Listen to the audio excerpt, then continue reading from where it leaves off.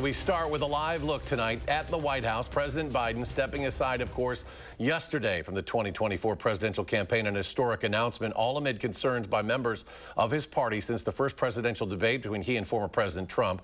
President Biden saying yesterday, in part, that it's in his best interest of the party looking to focus solely on fulfilling his duties as president through the remainder of his term. The president has given his endorsement now to Vice President Kamala Harris to carry the torch for the Democratic Party. For her part, the VP thanked President Biden for his decades of service to the country. Our President Joe Biden fights for the American people, and we are deeply, deeply grateful for his service to our nation.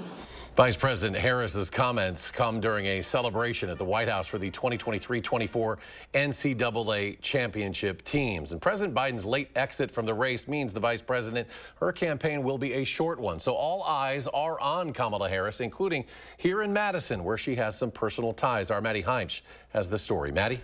Yeah, Eric, the new frontrunner for the Democratic nomination spent a portion of her childhood right here in the capital city, in a house overlooking Lake Mendota.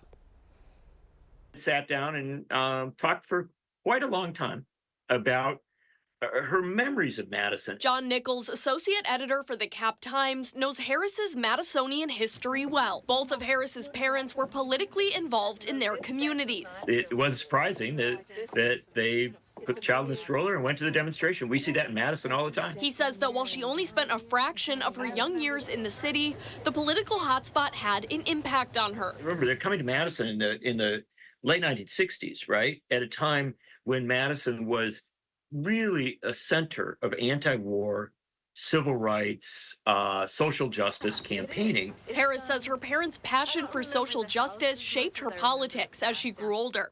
And experts say the heritage they passed down will shape her upcoming campaign. No, she is South Indian, she's African American, she's Jamaican. She comes with all these different identities, and she also comes with several different social networks, right? Andreen Wright, UW assistant professor of African American politics, says Harris's identity as a black woman is just the start of ways she differs from both Trump and Biden, both of whom have proven unpopular with voters. Folks had used Kamala as this younger person who held most of the identities as a criterion for having her as VP for Biden. And so if that was well enough for her as vice president for Biden, then why wouldn't that be just as strong for her as president of the United States, right?